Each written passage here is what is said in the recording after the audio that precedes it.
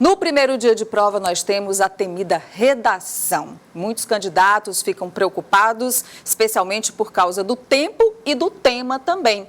Então, nós estamos recebendo aqui a professora Patrícia Lima, que é professora de redação. Tudo bem, professora? Bom dia. Bom dia, bom dia. Seja bem-vinda. Bom dia. A gente tem algumas dicas muito importantes. Bom, a gente separou aqui porque o Enem, ele tem 5 competências exigidas para a prova de redação. A professora Patrícia vai falar aqui rapidamente sobre cada uma delas. A primeira é o domínio da língua. O que o candidato precisa saber sobre essa competência para ir bem na redação, professora? Bem, o candidato ele precisa utilizar uma linguagem um pouco mais culta, né? Uma linguagem mais formal, que é a linguagem exigida no certame e na prova do Enem.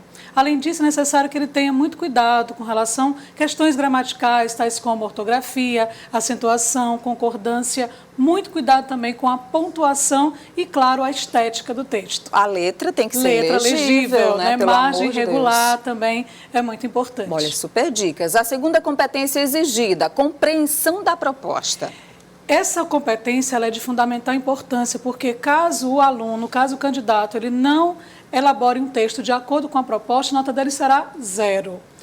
Portanto, é necessário que eu aconselho primeiro ler a proposta de redação, debruçar-se a respeito do tema, compreender as informações propostas nos textos motivadores. Assim, a probabilidade de escrever um texto não condizente com a proposta será mínima. Ontem eu conversava na Rádio Cidade Verde, professora, com o Vitor Rocha, que foi aluno do SEV no ano passado, Sim. Inclusive aprovado em 3 cursos de medicina, e ele me disse que a estratégia que ele utilizou quando ele recebeu a prova de linguagens foi ver logo o tema da redação, Sim. Porque aquele tema já, querendo ou não, fica ali no subconsciente sendo trabalhado enquanto ele vai resolvendo outras questões. Isso. É uma boa estratégia. É uma boa estratégia, mas eu recomendo sempre primeiro produzir a redação, depois as questões. Tá certo, tá aí a dica também de quem entende. Olha, a terceira competência para a prova de redação exigida pelo INEP é escrever um texto dissertativo. Bem, o INEP exige a produção de um texto dissertativo argumentativo. É aquele em que você terá que obrigatoriamente apresentar uma opinião, ou seja, uma tese a respeito do assunto. Essa opinião, essa tese deve estar muito clara lá na introdução, no primeiro parágrafo, preferencialmente no finalzinho do primeiro parágrafo. Bom, vamos aqui à quarta competência, defender um ponto de vista e ter um bom argumento. Bem, defender um ponto de vista, né, falado agora há pouco, é necessário você defender uma tese, e eu recomendo a tese que eu chamo de enumerativa, aquela em que você apresenta os principais fatores, né, que geram, que ocasionam o problema.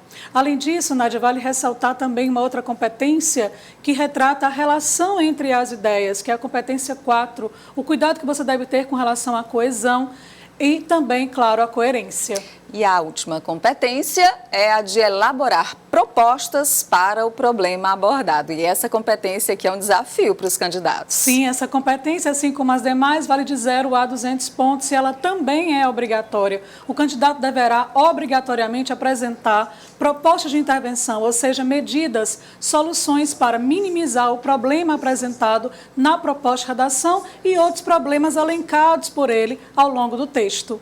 Agora a gente vai falar sobre as possibilidades de tema, professora, porque são muitas, né? Especialmente questões da atualidade, Sim. São as que vêm sendo cobradas. Essa exigência de tema a gente já viu recentemente sendo cobrada pelo INEP, numa questão que envolveu os deficientes auditivos. Sim, Quais 2017. são os temas? Se a gente conseguisse eleger assim 5 possíveis temas, quais seriam? Bem, vamos trabalhar em eixo temático que fica mais fácil, tá bom? Então, nós temos o primeiro eixo temático, que é o eixo temático relacionado ao meio ambiente. Meio ambiente, resíduos sólidos. Eixo temático é relacionado à educação. Esse é o que eu mais aposto. Educação, existem algumas probabilidades, tais como analfabetismo, evasão escolar. Também nós temos a violência nas escolas relacionadas ao bullying e até mesmo a militarização das escolas. Também nós temos o eixo temático saúde. Sobre saúde, há a possibilidade de um tema relacionado ao autismo, às ISTs, assim como a doação de sangue ou doação de órgãos. Também vale ressaltar a probabilidade de um tema relacionado à cultura, nacionalismo, patriotismo, assim como um tema voltado para trabalho, o mercado de trabalho. Eu gostei dessa relação, professora. Acho possível que entre esses temas colocados aí, algum seja explorado esse ano pelo INEP. INEP. Eu também apostaria em alguma coisa ligada aí à educação ou à saúde. Sim. Ai, meu Deus. Ai, a educação, à saúde, ao meio ambiente, quem sabe, ao trabalho.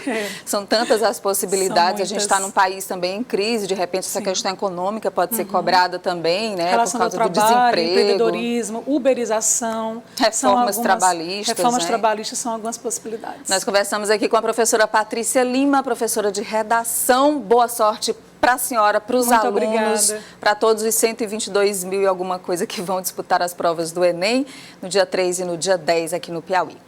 Obrigada. Até a segunda-feira depois do Enem, quando a gente vai comentar a prova de redação. Ótimo, certamente. Depois de segunda, né? Dia 4. Sim, sim. Tá bom, professora? Tá ok, muito obrigada, bom dia.